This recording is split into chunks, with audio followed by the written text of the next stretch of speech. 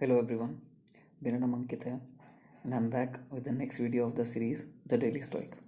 It's 18th of January today and this is going to be the 18th chapter of our series. The part has been taken from the Meditations by Marcus Aurelius and the thought goes like, pass through this brief patch of time in harmony with nature and come to your final resting place gracefully, just as a ripened olive might drop, praising the earth that nourished it and grateful to the tree that gave it growth. तो this was the thought. ये बहुत छोटी सी बात है लेकिन अगर देखा जाए तो हमारी जो पूरी लाइफ है, जो भी जर्नी है, it is filled with these little things. यही छोटी छोटी चीज़ें हैं जो मिलके हमारी लाइफ को कंप्लीट बनाती हैं. Life in it self is nothing. बस ये एक कंपाइलेशन है इन्हीं छोटी छोटी चीज़ों का. अब जैसे अगर हम इसके बारे में तो there are plenty of books written about it, तो this is a very vast topic to talk about. तो बहुत छोटे में ही I try to explain it to you. तो इसमें जो है राइटर कहना ये चाह रहा है कि लाइफ में ऐसा होता है कि जो बहुत छोटी और इम्पॉर्टेंट चीज़ें होती हैं हम उनको मिस कर जाते हैं while thinking about the bigger things in life.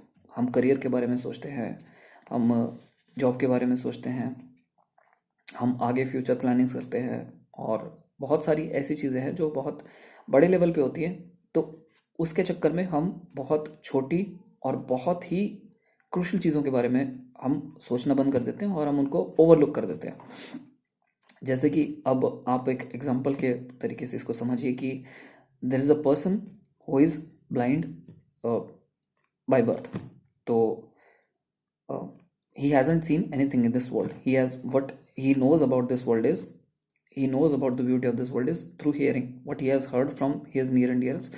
तो उसी के थ्रू उसको पता है, उसको ये तो पता है कि चांद के बारे में बताया जा रहा है, चांद दिखने में ऐसा है और इतना खूबसूरत है, पेड़ है, चिड़ियाँ हैं, मोर है और lot and lot of things.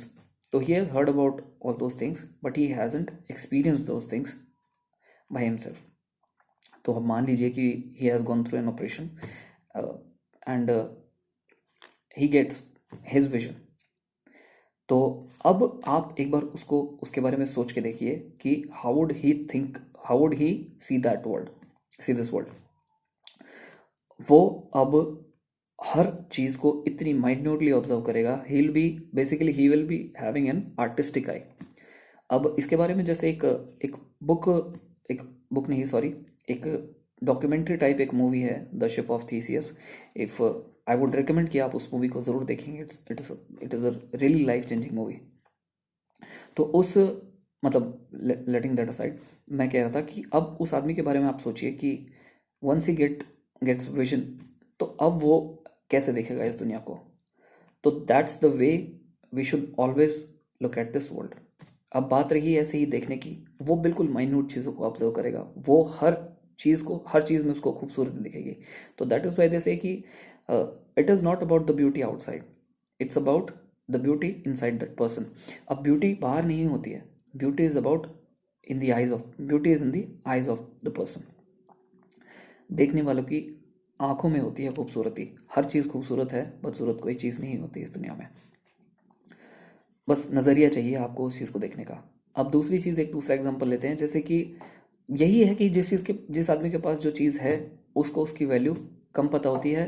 बहुत there are very limited people who know the real value of the things which he is having. Things in not in a sense in a materialistic way, but things that we are born with. जैसे हमारा vision होता है, हमारी hearing ability होती है. अब जैसे अगर किसी इंसान ने वही same going through that same example, किसी ने सुना नहीं है, किसी if he is deaf by birth and he gets the hearing ability,